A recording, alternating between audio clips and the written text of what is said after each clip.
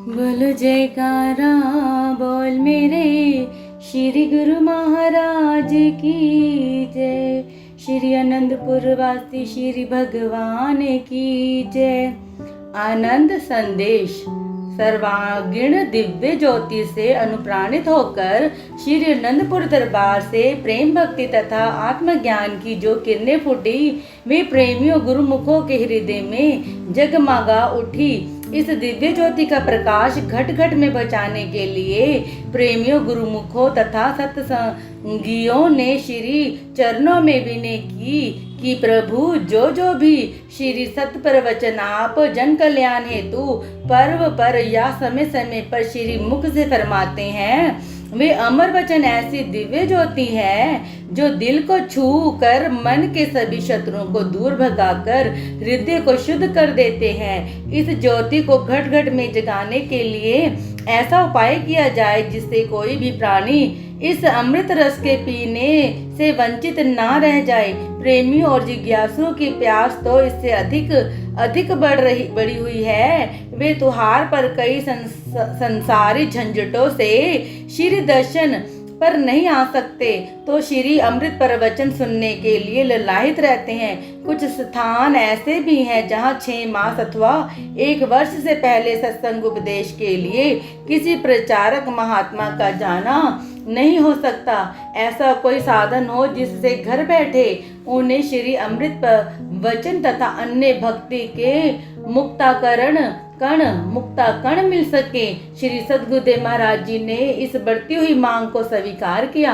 प्रेम भक्ति ज्ञान वैराग्य तथा त्याग के आचरण रूपी जीवन का निर्माण करने हेतु इन्हीं भावनाओं तथा विचारों से युक्त एक मासिका पत्रिका का प्रबंध करवाया, जिसके पढ़ने तथा श्रवण करने से हृदय में ज्ञान का प्रकाश होने लगता है। यह प्रकाश या रोशनी श्री दर्शन करने व श्री अमृत तुल्य वचनों को सुनने के लिए उत्साह भर देती है। जब संत महापुरुष की संगति मिल जाती है तो काम क्रोध अहंकार आदि शत्रु इस रोशनी को पाकर स्वयं भाग जाते हैं। इस मासिक पत्रिका का शुभ नाम श्री मुख से आनंद संदेश फरमाया। 1 फरवरी 1953 को एक मासिका पत्रिका निकालने की आज्ञा प्रदान की। 13 अप्रैल 1953 विसाखी के शुभ पर्व पर मासिका पत्रिका आनंद संदेश प्रकाशित होने की खुशखबरी सर्व संगत को सुनाई गई। सब संगत ने इस हर्ष में जयकारों से हाल को गुंजा दिया। आनंद संदेश को उर्दू, हिंदी व सिंधी 3 भाषाओं में छपाने का प्रबंध किया गया। इसका प्रथम संस्करण मई 1953 में छप कर तैयार हो गया और जन जन को आत्मज्ञान की गंगा में स्नान कराने के लिए घर घर पहुंच गया। नाम अनुरूप गुणों को लेकर वर्तमान समय तक यह उन्नति के मार्ग पर अग्रसर होकर सर्वसाधारण को कृतार्थ कर रहा है। इसमें श्री सद्गुरुदेव महाराज जी श्री तीसरे पातशाह जी, श्री सद्गुरुदेव महाराज जी श्री चौथे पातशाह जी एवं श्री सद्गुरुदेव महाराज जी श्री पंचम पातशाह जी के समय समय पर होने वाले श्री अमृत प्रवचन तथा अन्य महात्माओं के भक्ति ज्ञान वैराग्य से युक्त विचारों को एकत्रित कर कथा, लेख, भजन, श्री अमर वाणी आदि विभिन्न रूपों में प्रकट किया जाता है, जिसे पढ़कर प्रेमी को सीम लाभ हुआ और हो रहा है। इसे ज्योति स्तंभ कहा जाए तो अनुपयुक्त ना होगा। यह पूर्ण संत महापुरुषों के मिलाप का एक साधन है, साधक के लिए पथ प्रदर्शक है। इसी में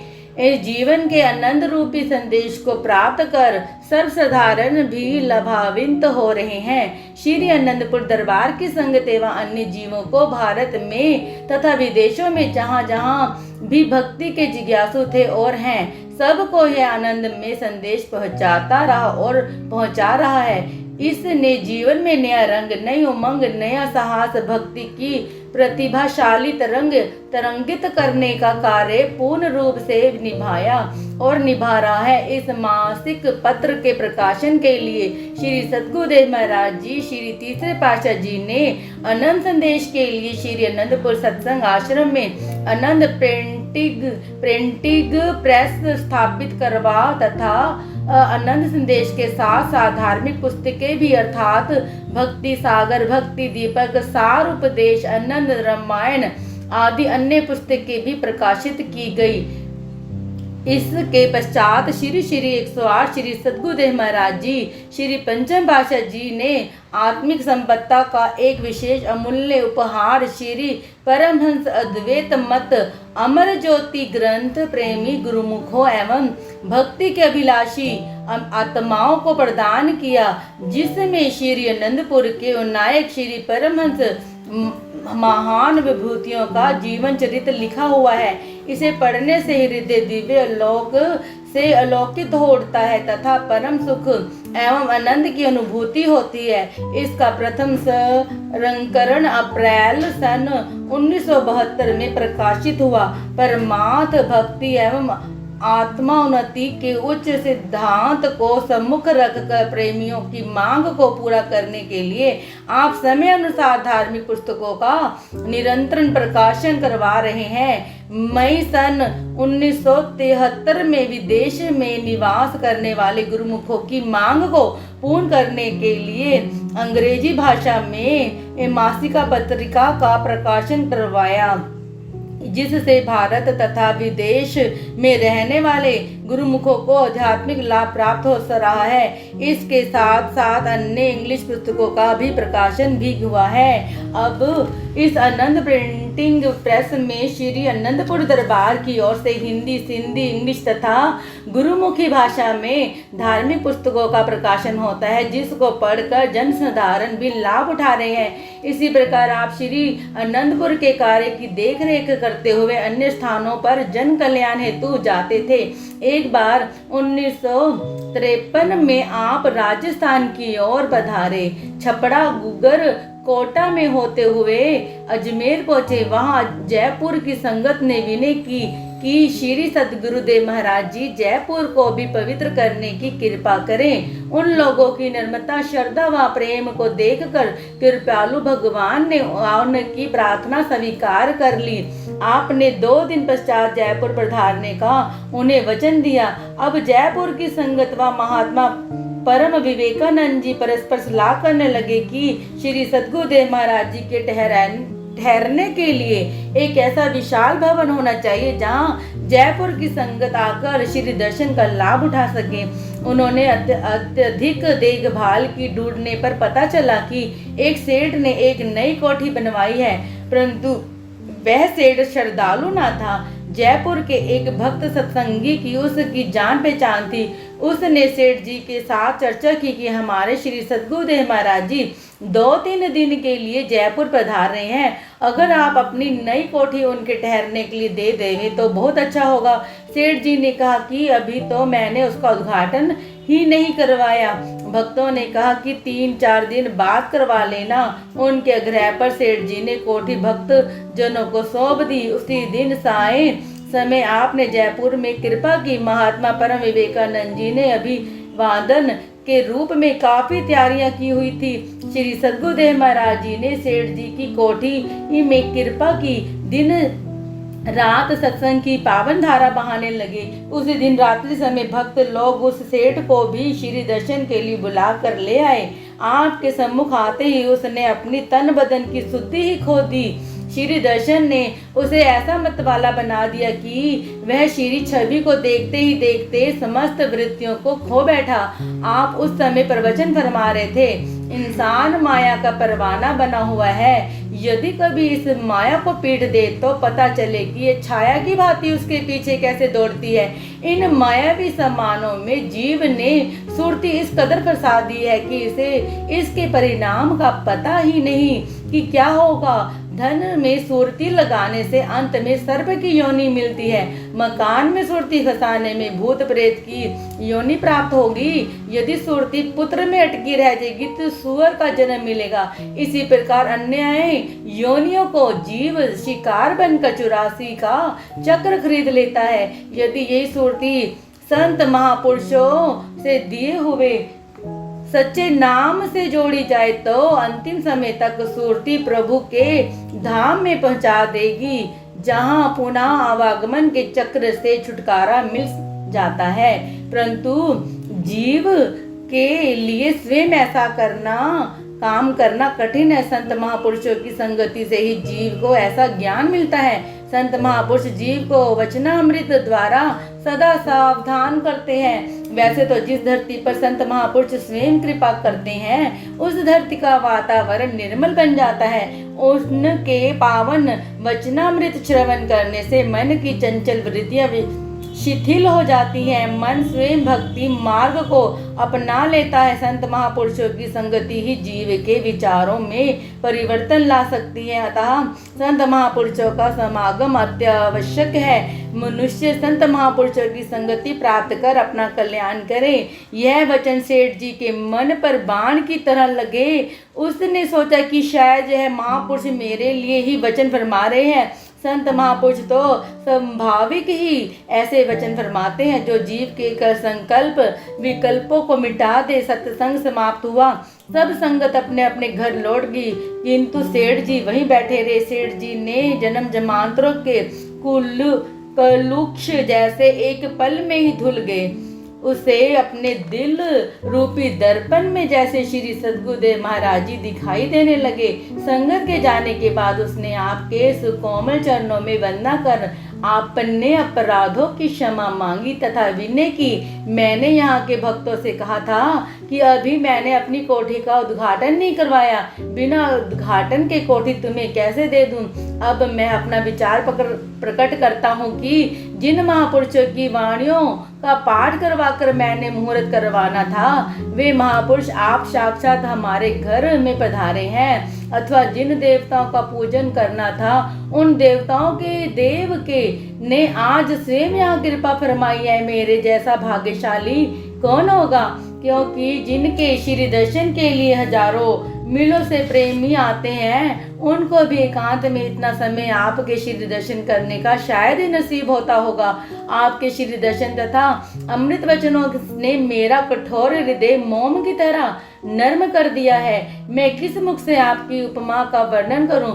आप साक्षात भगवान हैं। हम जैसे जीवों को आप दिव्य दृष्टि देकर सत्य और असत्य की परख कराने आए हैं। मैं अपने मन की अवस्था को बदला हुआ देखकर स्वयं हैरान हूँ कि मेरे विचारों में धरती और आकाश का सा अंतर इतनी शीघ्रता से कैसे आ गया।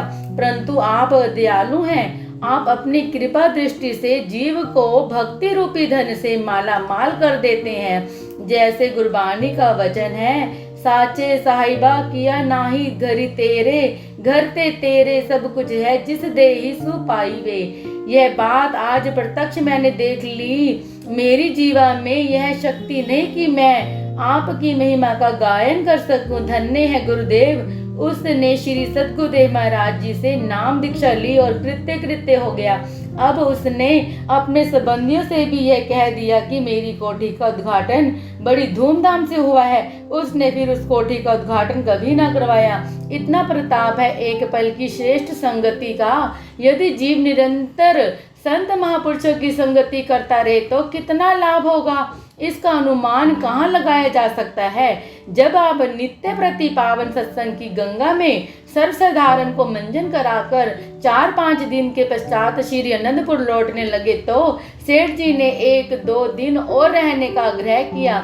यह विनय भी की, दीन दयाल हम जीवों के अवगुणों को ना निहारते हुए इस भजन भवन को अपना ही समझकर यहाँ पधारने की कृपा करते रहिएगा।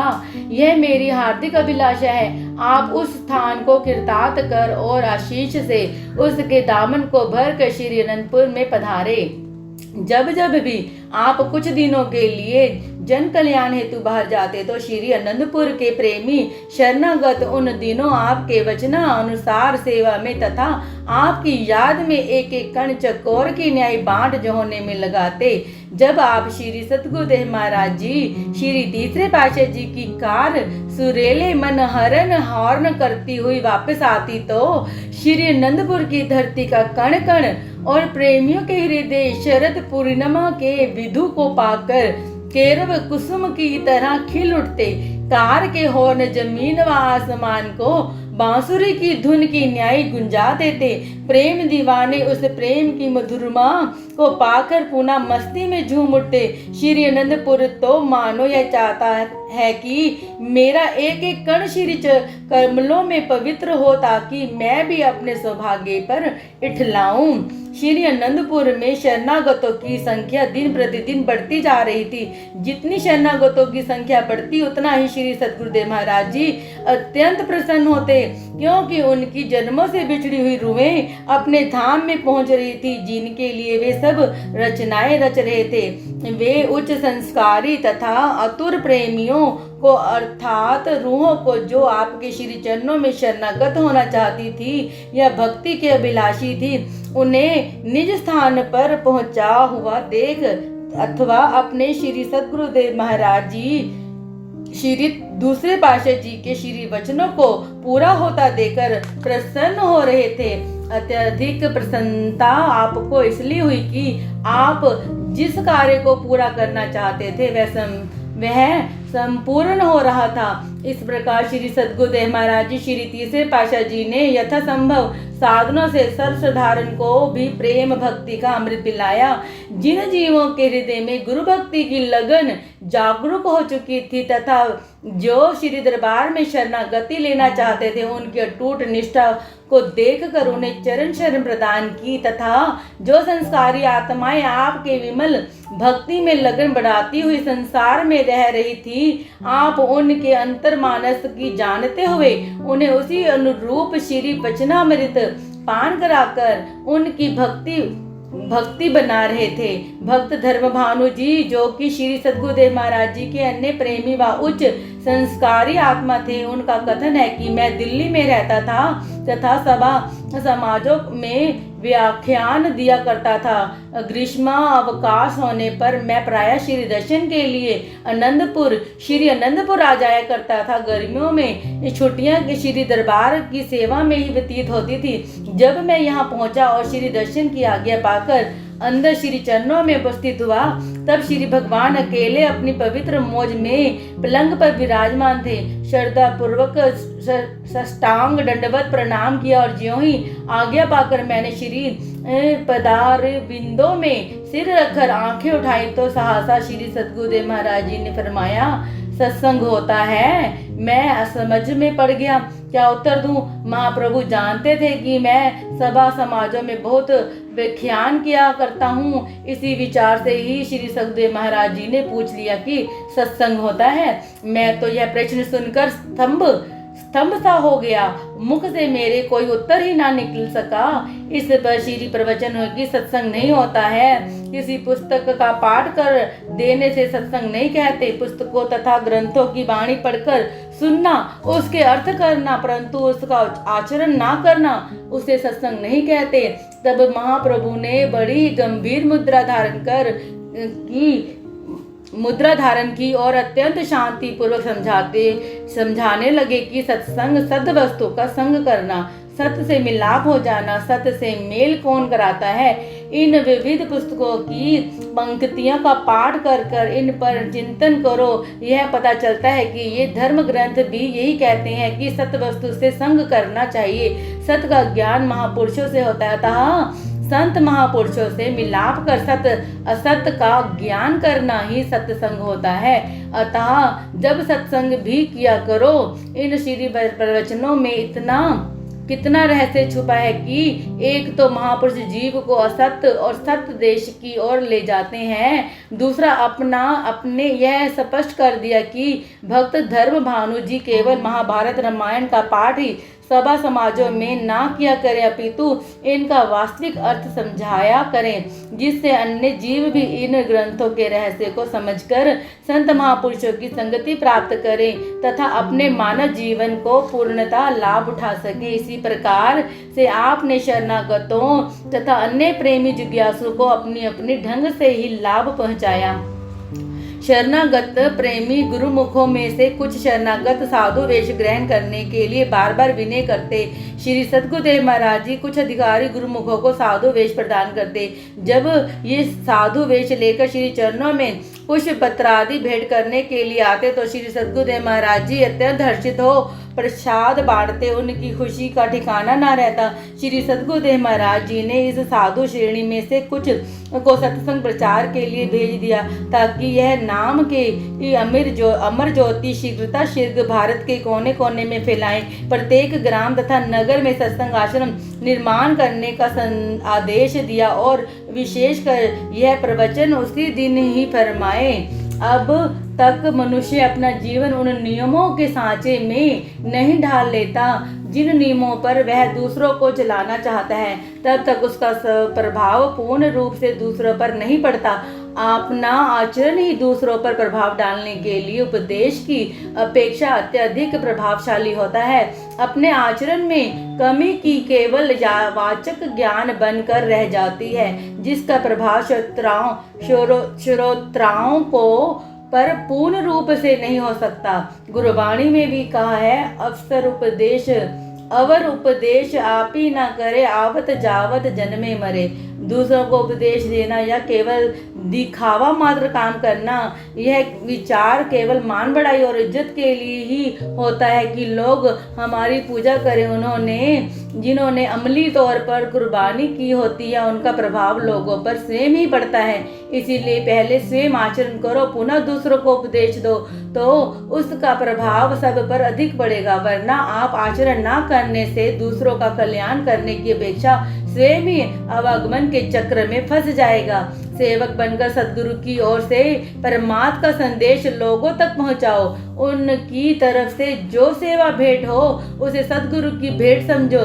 वह सब सेवा सद्गुरु के चरणों में भेंट करने की होती है, ताकि अपनी ममता या अहंता की वस्तु में ना हो। औरों का उपदेश देने का यह अभिमान नहीं करना कि मैं विद्वान हूँ, मैं गुणवान हूँ, मैं चतुर हूँ और मेरे ही उपदेश से मेरी मान्यता होती है। यह सरासर गलती और कमजोरी है। जिसके जिम्मे सद्गुरु की ओर से जो सेवा लगी हो, यदि वह स्वयं उसका मालिक बन बैठे तो उसकी यह हालत ऐसी होती है। सिख सखाओ बहुत किए, सतगुरु किया न मीत, चाले थे निज धाम को, बीच में अटका चीत। कबीर साखी, तुम साधु हो, तुम लोगों में यह कमजोरी नहीं होनी चाहिए। जहाँ पर भी जिस महात्मा या भक्त को सत्संग प्रचार की आज्ञा दी जाए, उसे दृढ़ता से समझ लेना चाहिए कि यह सेवा सद्गुरु की ओर से उसे सौंपी गई है। यदि सत्संग करने वाला यह चाहे कि मेरी मान्यताओं में लोग मेरी प्रशंसा करें, तो यह गिरावट की ओर जाएगा। स्वयं आचरण करता चला जाए, इसका प्रभाव स्वयं लोगों पर पड़ेगा। श्री आनंदपुर में जो भी महात्मा जन सत्संग करते हैं, वे इसे अपनी सेवा ही समझे। इसी तरह हर सत्संगी, चाहे वह श्री आनंदपुर में है या बाहर सत्संग करता है, वह अपने आप को सेवक ही समझे। श्रोतागणों को चाहिए कि वे यह समझे कि हमें महापुरुषों के वचन सुनाए जा रहे हैं, जिस पर हमने आचरण करना है। ऐसा करने पर दोनों श्रोता और वक्ता श्री सद्गुरुदेव महाराज जी की कृपा के पात्र बनकर अपने जीवन को सफल करेंगे। इसी प्रकार से साधु मंडली श्री अमृत प्रवचनों का रस पान कर श्री सद्गुरुदेव महाराज जी के अमर संदेश को जन जन तक पहुंचाने के लिए सेवा में जुट गई। स्थान स्थान पर जाकर आश्रम स्थापित किए। भारत में उत्तर से लेकर दक्षिण तक व पूर्व से पश्चिम तक इस अमृत को उड़ेला। यहाँ तक कि विदेश में भी इस कलिमल हरणी त्रिताप विनाशिनी भक्ति का संदेश पहुंचाया। श्री आनंदपुर ट्रस्ट। श्री 108 श्री सद्गुरुदेव महाराज जी श्री तीसरे पातशाह जी ने एक महत्वपूर्ण कार्य का यह किया कि आपने शरणागतों की व भक्तों की श्रद्धा भक्ति पूर्वक भेंट की गई चल व अचल संपत्ति की रक्षा के लिए दिनांक 22 अप्रैल 1954 सन ईस्वी तदनुसार 10 वैशाख संमत 2011 विक्रमी को श्री आनंदपुर ट्रस्ट के नाम से एक संस्था की स्थापना की, जिसमें शरणागतों, महात्माओं, भक्तों व सेवकों के पालन पोषण, देख रेख तथा सुरक्षा के संपूर्ण अधिकार एक ट्रस्टी समिति को सौंप दिया जाए। इस ट्रस्टी समिति अथवा बोर्ड ऑफ ट्रस्टीज के सदस्य कुछ महात्मा जन तथा कुछ भक्त जन है, जिनकी पूर्ण संख्या 36 है। इस ट्रस्ट के मुख्य उद्देश्य निम्नलिखित हैं। श्री परमहंस नंबर 1, श्री परमहंस अद्वैत मत के सिद्धांतों को निष्ठापूर्वक जन जन तक पहुंचाना। नंबर 2, भक्ति पथ पर चलने वाले जिज्ञासुओं की आत्मिक उन्नति व मन शांति के लिए भजनाभ्यास तथा सत्संग आदि के विशेष कार्यक्रमों का आयोजन करना। नंबर 3, जन साधारण को मनुष्य जन्म के लक्ष्य का बोध कराना तथा आध्यात्मिक लाभ पहुंचाना। नंबर 4, आश्रम में चल व अचल संपत्ति की सुरक्षा करना। नंबर 5, आश्रम के स्थायी निवासियों के शारीरिक निर्वाह हेतु भोजन, वस्त्र, आवास गृह आदि उचित प्रबंध करवाना। नंबर 6, आश्रम में आने वाले दर्शनार्थियों की सुविधा के लिए आवास गृह एवं भोजन आदि का निःशुल्क प्रबंध करवाना। नंबर 7, आश्रम वासी व समीपवर्ती लोगों की सुविधा के लिए आधुनिक धर्मार्थ चिकित्सालय एवं पाठशाला स्थापित करवाना। नंबर 8, स्वाध्याय के लिए धार्मिक पुस्तकों का प्रकाशन करना। इन सब उद्देश्यों की पूर्ति श्री आनंदपुर ट्रस्ट द्वारा अत्यंत सुचारू रूप से की जा रही है। आनंद भवन शिमला आपकी मौज की कई मौजों का भंडार थी। आपने क्या क्या किया और क्या क्या करना चाहते थे, इसका अनुमान लगाना कठिन है। एकांत व शांत वातावरण आपको अत्यधिक प्रिय था। श्री आनंदपुर का कण कण आपका चरण स्पर्श करने के लिए ललाहित था कि श्री सद्गुरुदेव महाराज जी अपनी कृपा दृष्टि से हमारे भी भाग्य जगाएं। अतः सन 1955 ईस्वी में ही आबादी के उत्तर पूर्वी भाग में एक ऊंची पहाड़ी ने श्री चरणों में सौभाग्यवती बनने की विनय की। श्री सद्गुरुदेव महाराज जी कुछ महात्मा व भक्तजनों सहित वहां पधारे। पहाड़ी को ऊपरी सिरे पर कटवाना आरंभ करवाया। यहाँ पर कुछ महात्मा जन, भक्त जन व प्रेमी जिज्ञासु सेवा में सम्मिलित होते और रात्रि को कुछ एक को छोड़कर वापस घर लौट आते। इसी समय जब कि आनंद भवन शिमला का आबाद किया जा रहा था, एक बार श्री सद्गुरुदेव महाराज जी वहाँ महुआ पेड़ के नीचे पलंग पर विराजमान थे। 2-4 सेवक समीप की फुलवाड़ी में सेवा कर रहे थे। 2 निजी सेवक श्री चरणों में बैठकर पुस्तक सुना रहे थे। नीचे वाले मंजिल जहां सेवा का कार्य हो रहा था, पहाड़ी को एक सिरे से काटकर बुनियाद खोदी जा रही थी। एक ओर तो ऊंची पहाड़ी थी और दूसरी तरफ एक खड्ड था। खुदाई होते ही पहाड़ी में दरार पड़ गई और एकदम ही पहाड़ी का एक भाग नीचे आ गिरा। धमाके की आवाज होते ही श्री सद्गुरुदेव महाराज जी ने एकदम नंगे पांव ही वहां शीघ्रता से कृपा की। उनके पीछे पीछे सेवक भी भागते चले आए। खुदाई की सेवा करने वाली संगत आश्चर्यचकित एक और खड़ी थी। श्री सद्गुरुदेव महाराज जी ने पूछा कि कोई नीचे तो नहीं आ गया। जांच पड़ताल करने पर मालूम हुआ कि एक भक्त कम है। श्री सद्गुरुदेव महाराज जी के संकेत से मिट्टी हटाई गई और उसे बाहर निकाला गया। मिट्टी हटाने पर देखा गया कि वह भक्त बेहोश था। पहाड़ी का इतना भाग नीचे गिरने पर भी उसे कोई चोट नहीं आई थी। कुछ समय के पश्चात वह भक्त होश में आया। उस भक्त से पूछने पर उसने बताया कि जब पहाड़ी मेरे ऊपर गिरी तो श्री सद्गुरुदेव महाराज जी भागते हुए आए और उन्होंने मुझे अपनी गोद में ले लिया। उसके बाद मुझे कुछ पता ना चला। बाद में होश में आने पर उसने श्री सद्गुरुदेव महाराज जी के श्री चरणों में दंडवत प्रणाम कर विनय की कि आपको मेरे लिए बहुत कष्ट उठाना पड़ा। सब संगत प्रसन्नता से जयकारे बुलाने लगी। सब संगत ने उस समय कहा कि धन्य है श्री सद्गुरु महाराज जी जो सदा अपने भक्तों की रक्षा करते हैं। इसी पहाड़ी के एक ओर से चढ़ने के लिए ढलान का मार्ग और दूसरी ओर से सीढ़ियां बनवाई। इस प्रकार से यह एक रमणीय स्थान बन गया।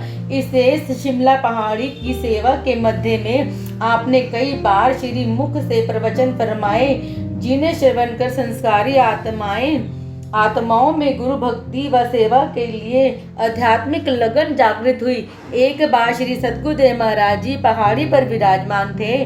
भक्त धर्म भानु जी श्री चरणों में खड़े थे। श्री पवित्र वचन हुए कि संत महापुरुष सूर्य के समान इस धराधाम पर अवतरित होते हैं। जैसे सूर्य पृथ्वी के जल को, नदी, सरोवर, नालों और कीच तक के पानी को अपनी किरणों से सोख देता है, इतना ही नहीं समुद्र के खारे पानी को भी अपनी प्रखर रेशमियों से आकर्षित करके उसे मधुर बनाकर मेघों के रूप में पुनः भूमंडल पर बरसा देता है। ऐसे ही संत महापुरुष भी श्रद्धालु जीवों के अंतरकरण में जितने भी विकार हैं, अवगुण हैं अथवा माया के मलिन संस्कारों की परतें जमी होती हैं, उन्हें गुप्त रूप में धीरे धीरे सूक्ष्म करते रहते हैं। उनके स्थान पर भक्ति, प्रेम, त्याग, वैराग्य और क्षमा, दया, अहिंसा, सत्य इत्यादि सद्गुणों का प्रकाश अपने सेवकों के हृदय भवन में कर देते हैं। जिस प्रकार से सूर्य अपना सारा कार्य मौन भाव में करता है, इसे किसी से भी राग द्वेष नहीं होता, इसी प्रकार संत सतगुरु भी समदर्शी होकर मनुष्य मात्र का परम कल्याण करते हैं।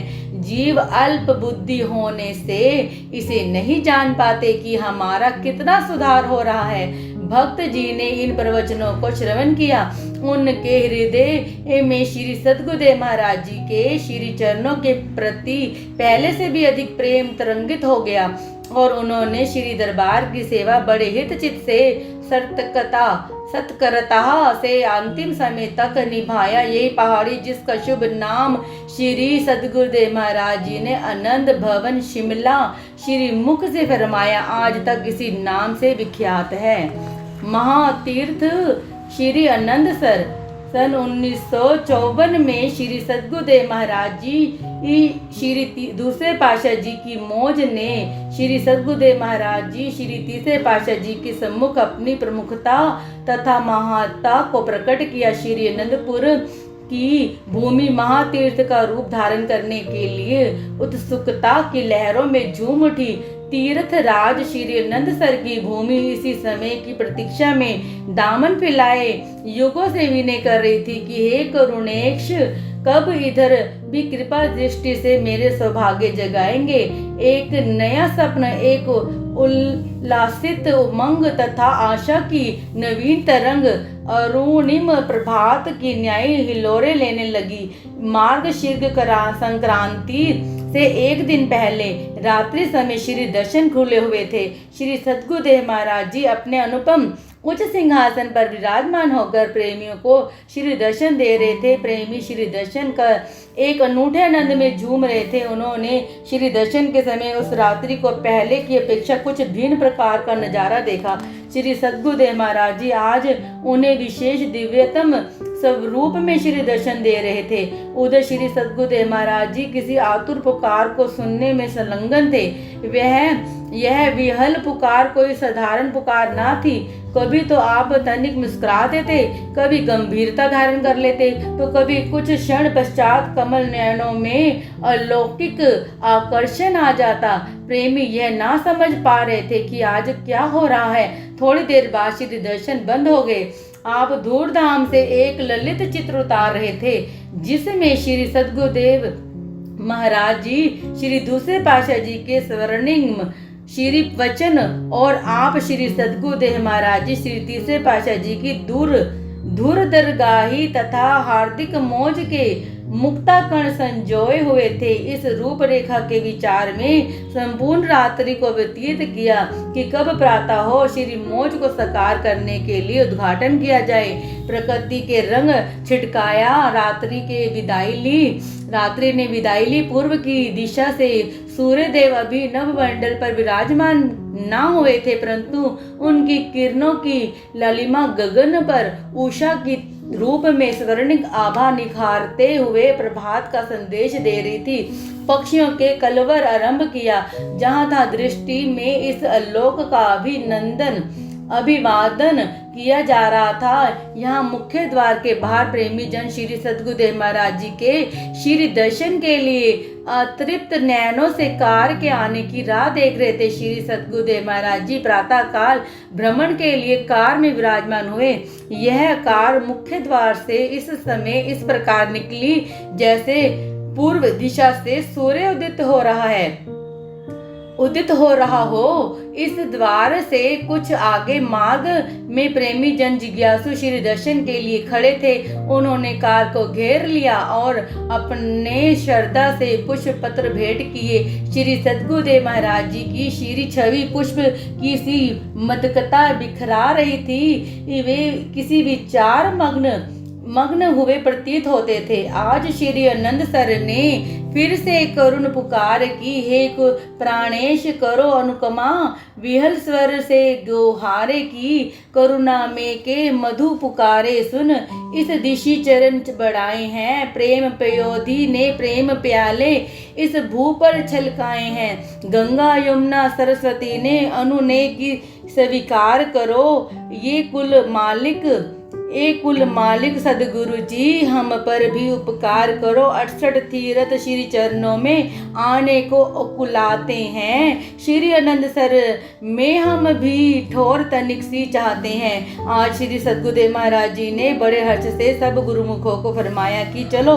आज सभी गुरुमुख कार के साथ चलो। आज किसी विशेष कार्य का आरंभ करना है। यह कार्य कोई साधारण कार्य नहीं, इसमें परमार्थ भक्ति सेवा आदि संपूर्ण अंग समाहित है। आज किसी धूमधाम से उतरे हुए ललित चित्र का श्री आनंदपुर में उद्घाटन करना है। चलो आज सबको वहीं ले जाते हैं। सभी प्रेमी हर्षित मन से कार के साथ चलने लगे। हंस वाहिनी चाल से कार कभी कटीली झाड़ियों में से गुजरती तो कभी उबड़ खाबड़ जमीन पर से मार्ग में कांटे प्रेमियों को भागने में बांधा डालते, किंतु प्रेम दीवानों को इनकी क्या परवाह थी। वे तो कार के साथ साथ भागे जा रहे थे। इस ओर अभी श्री सद्गुरुदेव महाराज जी ने कृपा दृष्टि ना की थी, अतएव इस धरती ने श्री चरणों से लिपट कर अपनी व्यथा सुनाई। श्री सद्गुरुदेव महाराज जी ने धैर्य देकर फरमाया कि हम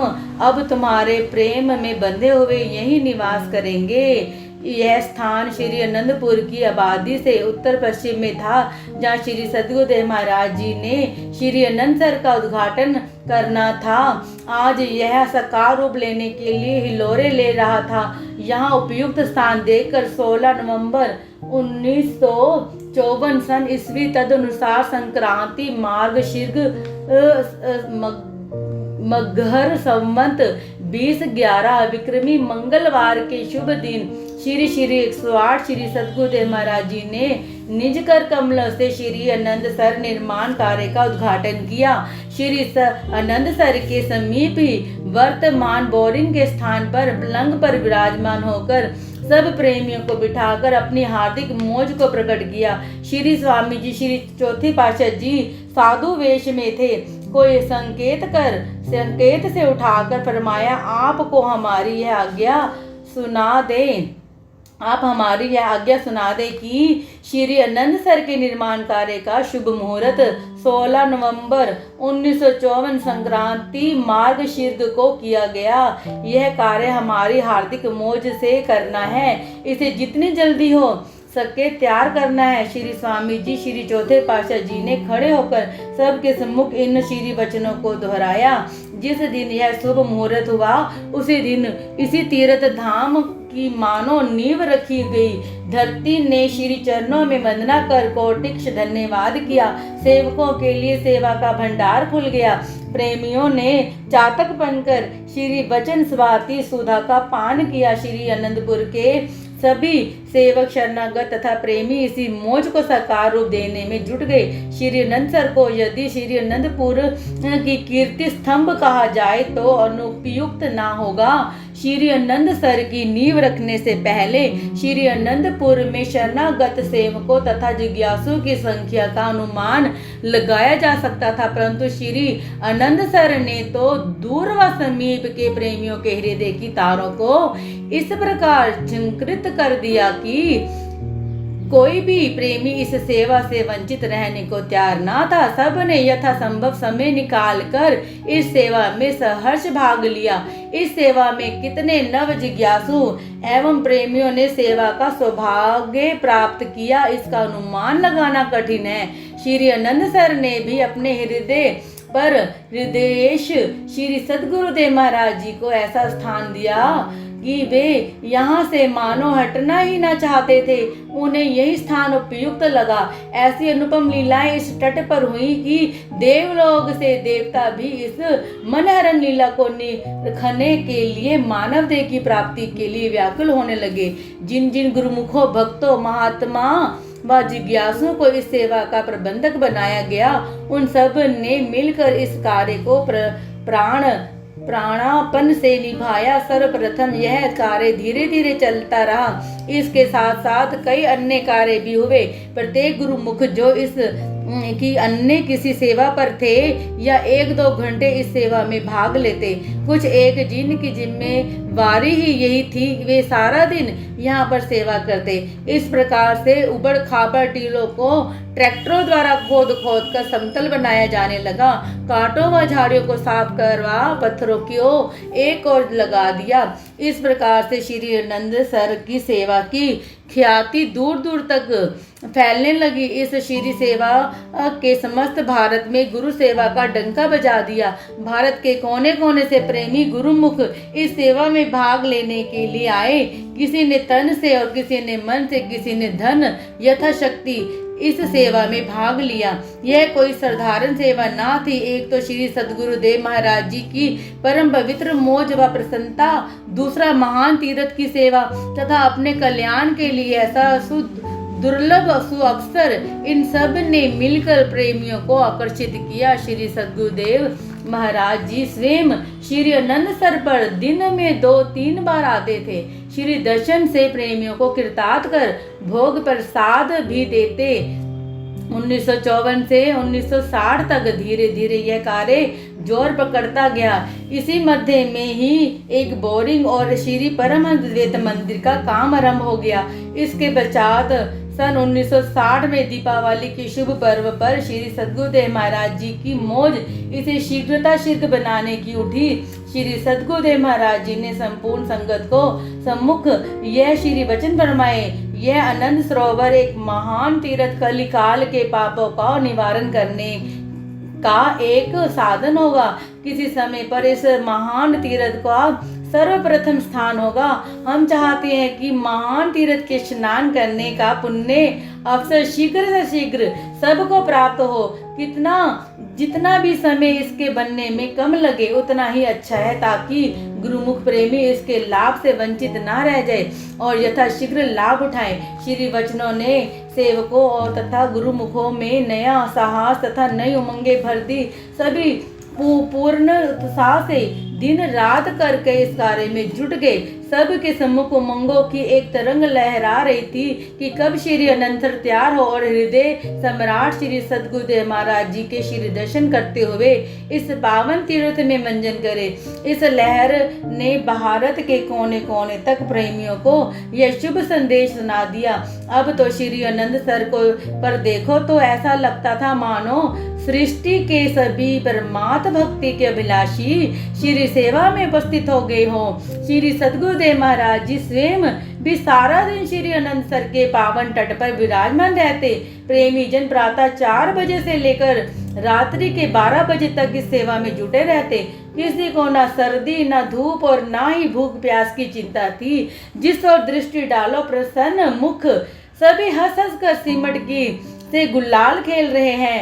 कहीं एक कंसर पत्थर काटने वाली मशीन चल रहा है तो कहीं पर मिक्सचर मशीन मसाला बनाने वाली और ट्रालियां चूना लाकर डाल रही हैं। उन दिनों का नजारा ही क्या अनूठा नजारा था। देवलोक की दुम्बियां इस निराले को कोलाहल के आगे तुच्छ थी।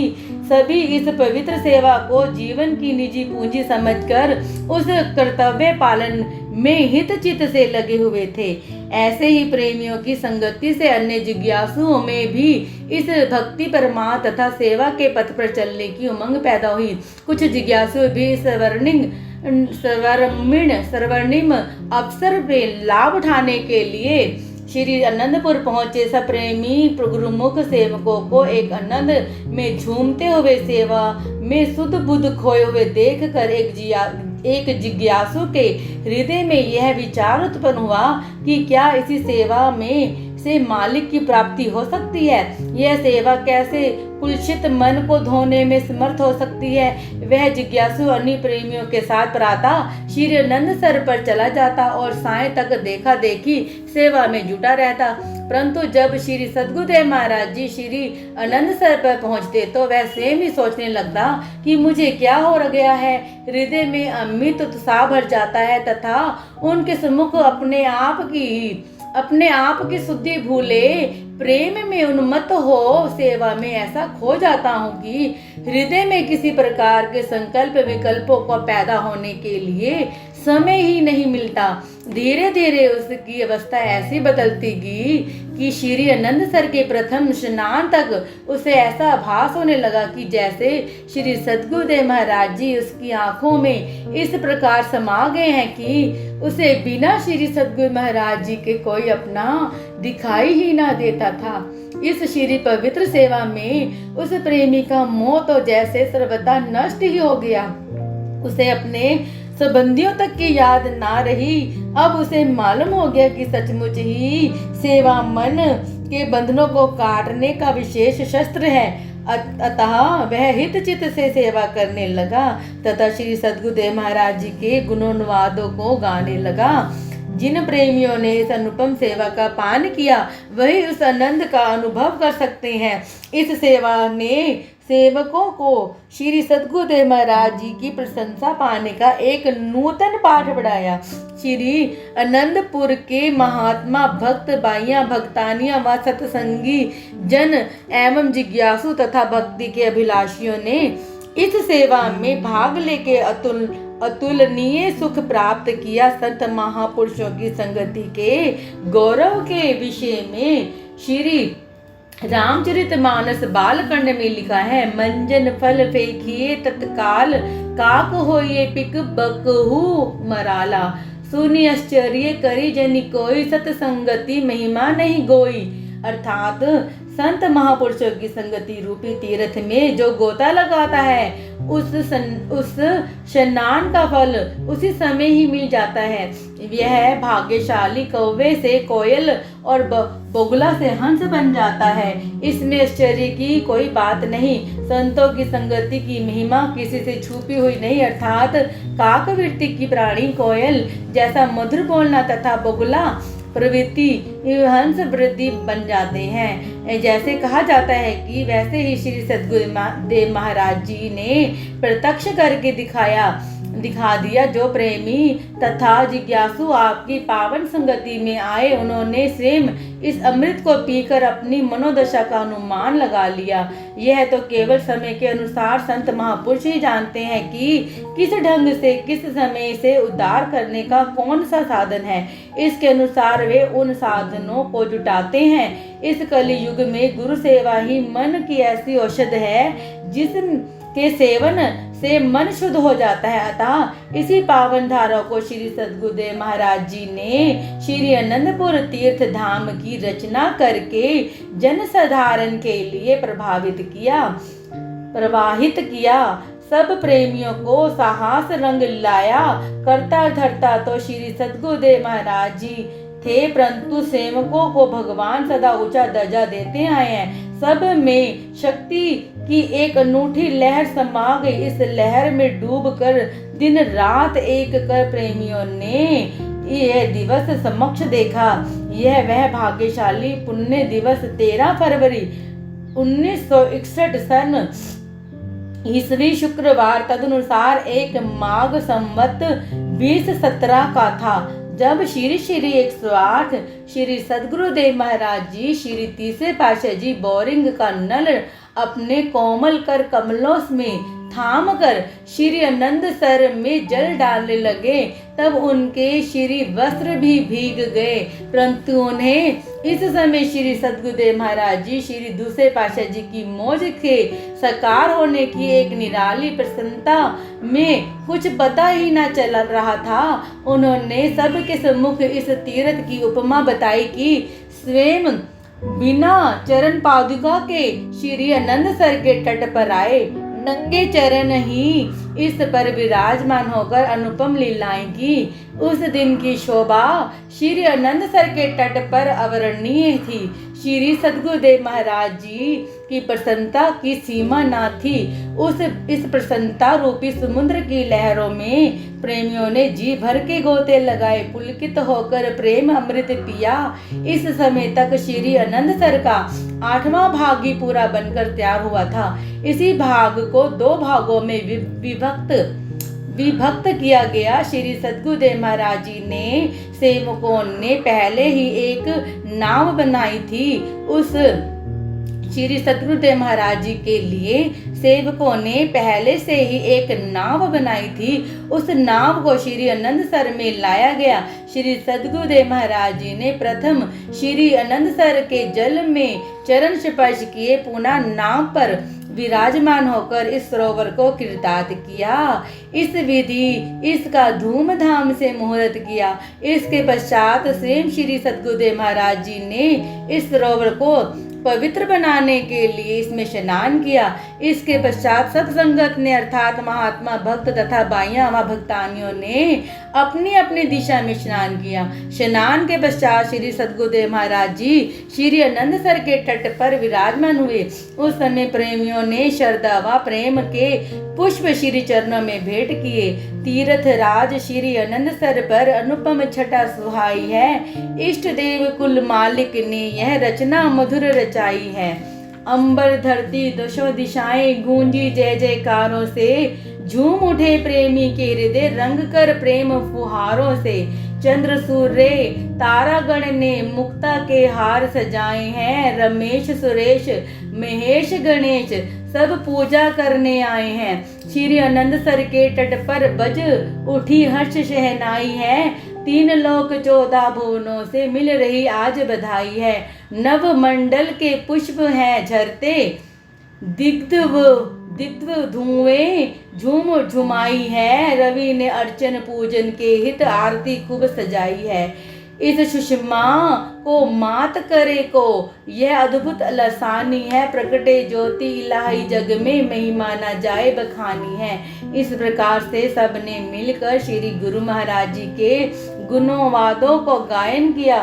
श्री सद्गुरुदेव महाराज जी का मुखर वृंद पूर्णिमा के चांद के न्याय धवल उज्जवल किरणों से सबके हृदय को आनंदित किए जा रहा था। सर्व प्रेमी जन के मध्य में आप एक प्रफुल्ल पुष्प थे, जिन पर प्रेमी जन रूपी भ्रमर चारों ओर मंडरा रहे थे। प्रेमियों ने सुरीले मधुर भजन श्री आनंद सर की स्तुति में गाए। प्रेमी भी इस समय श्री सद्गुरुदेव महाराज जी की प्रसन्नता एवं कृपा रूपी मणियों से अपने दामन भर रहे थे। संपूर्ण कार्यक्रम पूर्ण होने के पश्चात प्रसाद बांटा गया। श्री सद्गुरुदेव महाराज जी ने प्रवचन फरमाए। आज हम सब गुरुमुखों पर प्रसन्न हैं, जिन्होंने रात दिन एक करके सेवा में इस पुण्य कार्य को पूर्ण किया है। इस पुण्य तीर्थ में जो प्रेमी भी श्रद्धा तथा प्रेम से स्नान करेगा, वह जन्म जन्म के पापों की मैल धो लेगा। पुनः यह भी फरमाया कि प्रत्येक गुरुमुख का परम धर्म है कि श्री आनंद सर में स्नान कर श्री आनंद सर के तट पर 15 मिनट भजन अभ्यास अवश्य करें। इस प्रकार श्री वचनों से सबको अनुग्रहित कर श्री त्रिभुवन मोहन ने अपने मंगल में आशीर्वादों से प्रफुल्लित कर दिया। इसके पश्चात श्री सद्गुरुदेव महाराज जी ने शेष श्री आनंद सर को शीघ्र संपूर्ण करने के लिए आज्ञा फरमाई। श्री स्वामी जी श्री चौथे पातशाह जी साधु भेष में को इसका प्रबंधन नियुक्त किया। यह संपूर्ण श्री आनंद सर सन 1962 में बनकर तैयार हो गया।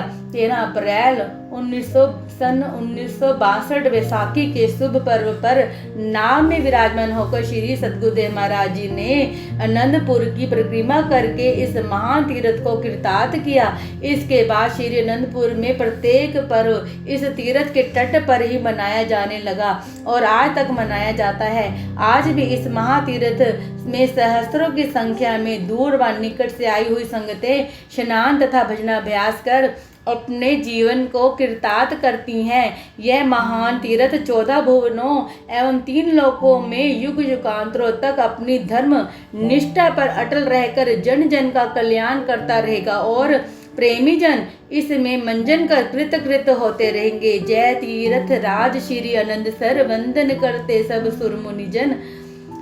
कुल मालिक के कर कमलों से कण कण तेरा अति पावन तर। क्या धरा ने पुण्य कमाया है, आनंद सर जहाँ बनाया है। सदगुरु जी ने कृपा कर पलटी वसुधा की काया है।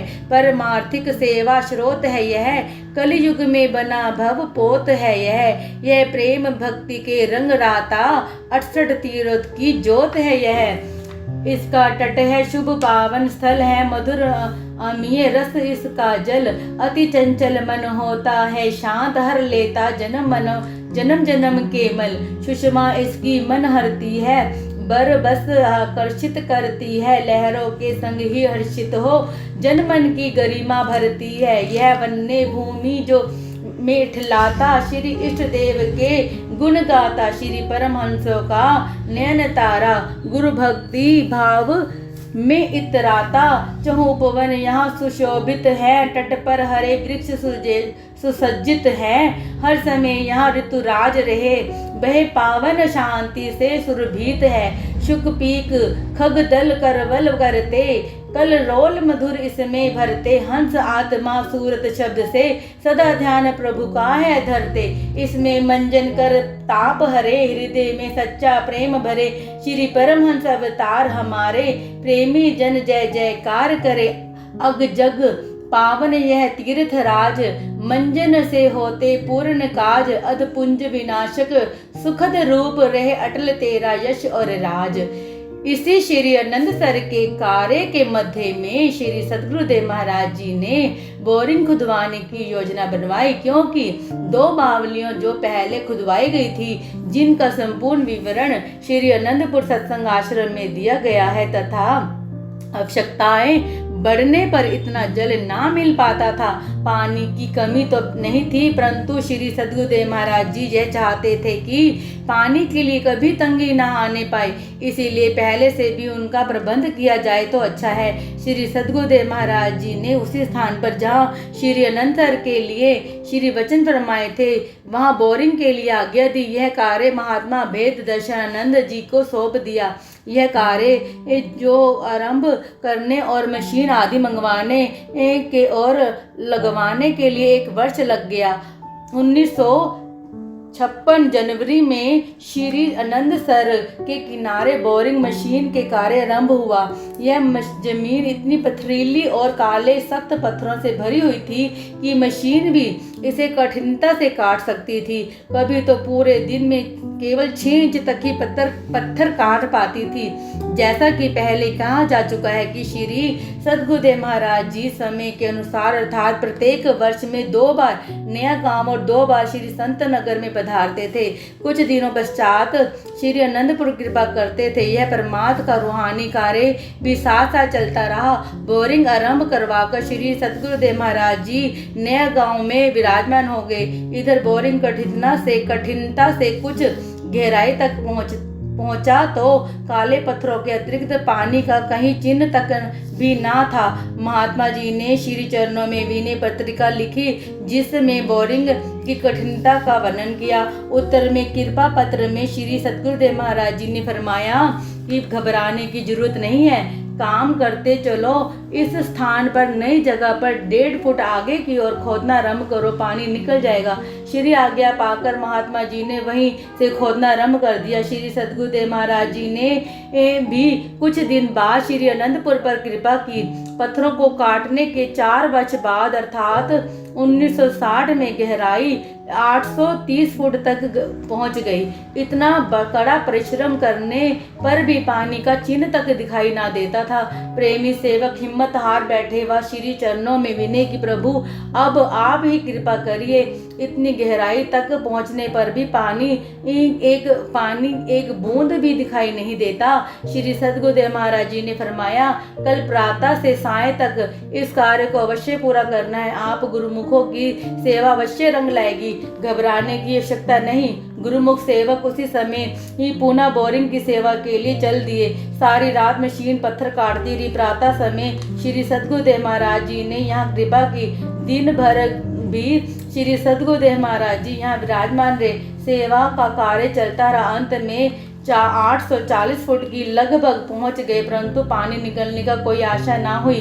4:30 बजे श्री सद्गुरुदेव महाराज जी ने फरमाया, पानी तो यह देखो निकल रहा है, घबराओ मत। इधर श्री सद्गुरुदेव महाराज जी ने मशीन को निज कर कमल लगाए। ज्यों ही मशीन उस समय पत्थर काटने के लिए नीचे झुकी कि पानी की एक फुहार बह निकली। प्रेमियों ने ऊंचे स्वर से जयकारे बोले। अत्यधिक उत्साह से मशीन को तेज कर दिया। बस पानी भी पताली झील से ऊपर निकल आया। एक पाइप इसमें डाल दिया गया जिससे पानी तेजी से बाहर की ओर निकला। श्री सद्गुरुदेव महाराज जी ने इस पाइप को निज कर कमलों से पकड़ा। सभी प्रेमी दीवानों की न्याय इस पाइप के आगे खड़े हो गए। किसी को यह होश ही ना रहा कि हम गीले हो रहे हैं। श्री सद्गुरुदेव महाराज जी ने पाइप को चारों ओर घुमाकर चारों दिशाओं व धरती तथा नवमंडल को अपनी शीतलता देकर सबको शीतल कर दिया। वहीं पर प्रसाद बांटकर श्री सद्गुरुदेव महाराज जी रात्रि समय प्रेमियों सहित लौट आए। जब इस पानी को बढ़ने पर खेत तथा धानों को भी बढ़ा दिया गया ताकि इसे उपयोग में लाकर संपूर्ण शक्ताएं, भोजन सामग्री आदि उपज की जाए, घर में ही जुटा ली जाए।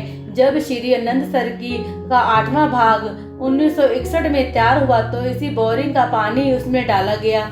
उस 8वें भाग को भरने में पूरा सप्ताह लग गया। उस समय कई प्रेमियों ने विनय की, प्रभु इस श्री अनंतसर के इस छोटे से टुकड़े को भरने में पूरा सप्ताह लग गया। पूरा श्री अनंतसर भरने में कितना समय लगेगा? श्री सद्गुरुदेव महाराज जी ने फरमाया, आप श्री अनंतसर तैयार तो करो, यहाँ पताली गंगा निकलेगी जिससे स्वयं श्री अनंतपुर मधुर एवं शीतल जल से भरपूर हो जाएगा। श्री दरबार की महिमा तो दिन प्रतिदिन बढ़ती जा रही थी। इधर भक्त भरत सिंह, जो कि श्री सद्गुरुदेव महाराज जी श्री दूसरे पातशाह जी का उपदेशी था, उसे श्री अनंतपुर के विषय में कुछ ज्ञात ना था। जब उसने श्री अनंतपुर के विषय में सुना तो वह भी श्री दर्शन के लिए आया। वह मेरठ की संगत का मुख्य भक्त था। उसे श्री सद्गुरुदेव महाराज जी श्री दूसरे पातशाह जी के अंतर ध्यान होने के पश्चात यह पता न चला कि उनके स्थान पर कौन जानशीन हुए हैं। अब जब वह श्री अनंतपुर पहुंचा तो उसने दिल में यह विचार पैदा हुआ कि यदि यथार्थ रूप में श्री अनंतपुर के सम्राट कहलाने वाले ही रूहानी उत्तराधिकारी हैं तो हमें उसी रूप श्री सद्गुरुदेव महाराज जी श्री दूसरे पातशाह जी रूप में दर्शन देवें, तभी हमारा दृढ़ निश्चय विश्वास होगा। तब हम मानेंगे तो सचमुच ही उसे श्री दूसरे पातशाह जी महाराज जी के रूप में दर्शन होने लगे। इस प्रकार 3 दिन उसे उसी स्वरूप में दर्शन होते रहे। चौथे दिन उसने आपके श्री चरणों में आकर विनय की, प्रभु मैंने आपको बहुत कष्ट दिया है, इसीलिए क्षमा कीजिए। श्री सद्गुरुदेव महाराज जी श्री तीसरे पातशाह जी ने फरमाया, प्रेमी संत महापुरुषों के अवतरण ही जन जन का परमात्मा का लाभ प्राप्त करने के लिए होता है। इंसान जो ख्याल करता है वही रूप बन जाता है। यह तो अपने ख्यालों पर निर्भर है। संत महापुरुष तो एक ही ज्योति से प्रकट होते हैं, चाहे उन्हें कोई श्री कृष्णचंद्र जी के रूप में समझे अथवा श्री गुरु नानक देव जी या श्री कबीर साहिब जी के रूप में। अपने भावों के अनुसार ही रूप नजर आएगा। विचार ही मनुष्य को वही रूप बना देते हैं। अब उस भक्त जी ने पुनः क्षमा मांग कर विनय की, यदि मेरठ की संगत को भी श्री दर्शन करने की आज्ञा मिले तो वह भी श्री दर्शन कर कृतार्थ हो। श्री सद्गुरुदेव महाराज जी करुणा के सागर के ने अपनी कृपा फरमाई और वह संगत व्यास पूजा के पर्व पर श्री दर्शन के लिए आने लगी। सन 1955 में जबकि श्री आनंद सर अभी आरंभ ही हुआ था, श्री सद्गुरुदेव महाराज जी की मौज इस संपूर्ण स्थान को उपासना के योग्य बनाने की हुई। श्री आनंद सर के ठीक मध्य में 13 जनवरी 1955 को श्री परमहंस द्वैत मत मंदिर की नींव रखकर उसका उद्घाटन किया। यहाँ पर भी सेवा आरंभ हुई। श्री आनंद सर श्री परमहंस द्वैत मंदिर की सेवा एक साथ चलती गई। श्री आनंद सर तो एक ही लहर में झूमकर तैयार हो गया और श्री परमहंस द्वैत मंदिर की सेवा धीरे धीरे चलती रही। यहाँ संगमरमर का काम शीघ्रता से संपन्न होने का ना था। जब आप कार में विराजमान होकर श्री आनंद सर तक पहुंचते तो कुछ प्रेमी कार के साथ भागना आरंभ कर देते। एक बार कार श्री मंदिर की तरफ जा रही थी। श्री सद्गुरुदेव महाराज जी ने अपनी मौजवंश उनको फरमाया कि साथ साथ चलते हुए यह उच्चारण करो, प्रसन्नता को प्राप्त करने का यही रास्ता है। ऐसा प्रेमी जन बोलते हुए कार के साथ जाते तथा कार श्री परमहंस द्वैत मंदिर के बाद दूसरे स्थान पर जहाँ श्री आनंद शांति भवन बना हुआ है पहुंच जाती। एक दिन सेवादार गुरुमुख तन्मय होकर सेवा के कार्य में जुटे हुए थे। आप श्री सद्गुरुदेव महाराज जी श्री तीसरे पातशाह जी ने सेवादार गुरुमुखों को उत्साह बढ़ाने और श्री दर्शन देने के लिए श्री परमहंस द्वैत मंदिर में पहले ही भांति कृपा फरमाई। आपने कुछ सेवादार गुरुमुखों को संबोधित करके इस ओर संकेत किया जिस स्थान पर आजकल पवित्र श्री अनंत शांति भवन का निर्माण हुआ है, तथा ये श्री वचन फरमाए कि हम इस जगह पर बैठकर अशांत रूहों को शांति प्रदान किया करेंगे और यहाँ एक विशाल भवन बनेगा जिसका नाम श्री आनंद शांति भवन होगा। प्रेमियों ने सोचा शायद श्री आनंद सर तथा श्री परमहंस द्वैत मंदिर के लिए श्री प्रवचन फरमा रहे हैं कि जैसे इनकी सेवा में प्रसन्नता प्राप्त हो रही है वैसे ही इनके बन जाने पर ये प्रसन्नतादायक होंगे। किंतु श्री सद्गुरुदेव महाराज जी की भविष्यवाणी का संकेत किसी और था।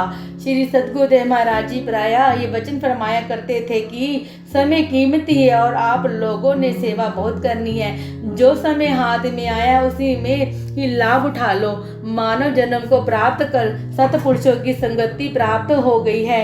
ऐसे सौभाग्यशाली दुर्लभ संयोग को यूं ही व्यर्थ नहीं गंवाना चाहिए। इसीलिए इसी समय में ही ऐसी कमाई कर लो जिससे कि 84 लाख योनियों में भटकना ही ना पड़े। अतः आपने स्वयं भी ऐसे ही शीघ्र इस श्री आनंदपुर की रचना को नए रूप में और नए ढंग से साज संवार दिया जिसकी कल्पना भी नहीं की जा सकती। सन 1956 में राजस्थान के कुछ प्रेमियों ने श्री सद्गुरुदेव महाराज जी को राजस्थान में कृपा करने के लिए आग्रह किया।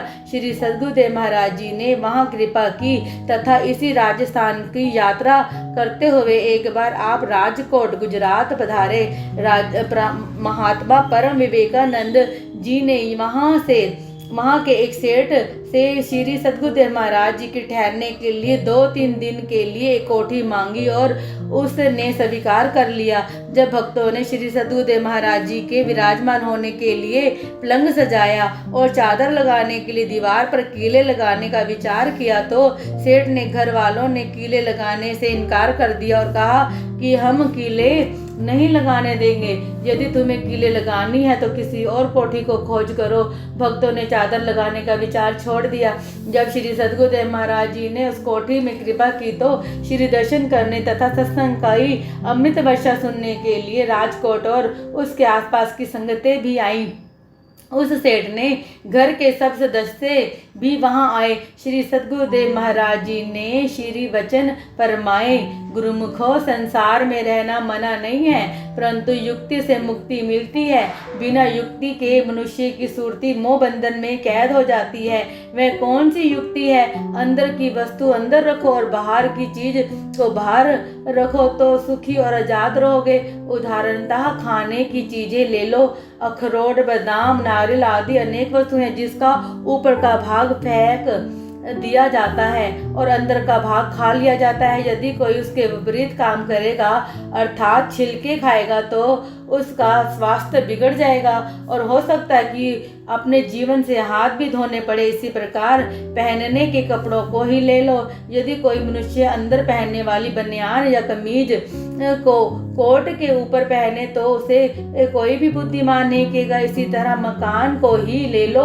मकान के अंदर तुमने रहना है परंतु मकान को हृदय में नहीं बसाना है। जैसे कि नाव जल में रहे तो भय नहीं, परंतु जब नाव में जल भर जाता है तो नाव डूबने लगती है। इसी प्रकार अपने मन में बसाने की चीज सतगुरु का शब्द मालिक का सच्चा नाम है और बाहरी चीजें शरीर के उपयोग की हैं। अतः सदा अपने मन की निरख परख करनी चाहिए। एक बार जो चीज भी अंदर चली जाती है वह चीज अपना प्रभाव डाले बिना नहीं रहती। संसार में जितने भी लोग दिखाई देते हैं वे सब अपनी असावधानता का परिणाम भोग रहे हैं। संत महापुरुष चेतावनी देते हैं कि जीवों के मन का रुख बदलने के लिए समझाते हैं। इसीलिए गुरुमुखों को सदा ध्यान रखना चाहिए कि अंदर सदगुरु का शब्द और ध्यान बसाना है और जल कमल की भांति संसार में रह के सच्चा आनंद प्राप्त करना है। श्री पावन दर्शन कर तथा अमृत वचन सुनकर सब संगत गदगद हो गई। उस सेठ के परिवार के सदस्यों पर भी काफी प्रभाव पड़ा। जैसे भारत पारस के छूने से लोहा सोना बन जाता है ऐसे ही उनका मन भी सत्संग के प्रभाव से निर्मल हो गया। परिणाम यह हुआ कि जो पहले दीवार में कीले लगाने से मना कर रहे थे उन्हीं में से एक ने कहा कि श्री गुरु महाराज जी की चादर लगाने के लिए कीले दीवार की अपेक्षा हमारे सिर में गाड़ दी जाए तो हम अपने को भाग्यशाली समझेंगे। हमारे ओह भाग है कि धूड़ धाम के मालिक हमें घर बैठे ही अपने पावन दर्शन देने आए हैं। श्री चरणों में विनय की कि हमें क्षमा किया जाए तो हमने भक्तों को दीवार में कीले लगाने से मना किया। श्री सद्गुरुदेव महाराज जी ने बड़े प्रेम से उत्तर दिया कि संत महापुरुषों के दर्शन करने तथा वचन सुनने से वास्तविक ज्ञान प्राप्त हो जाता है और उसी ज्ञान से ही मनुष्य सत्य और असत्य की परख कर सकता है। हम आपसे बहुत प्रसन्न हैं। इस आध्यात्मिक परिवर्तन से प्रत्यक्ष प्रमाण मिलता है कि संत महापुरुषों की संगति का प्रभाव कैसा अनूठा है। कहाँ यह हालत की दीवार में कील लगाने पर साधारण हानि में भी असह्य थी और कहाँ यह हालत की सेवा में अपना सिर भी हाजिर कर दिया।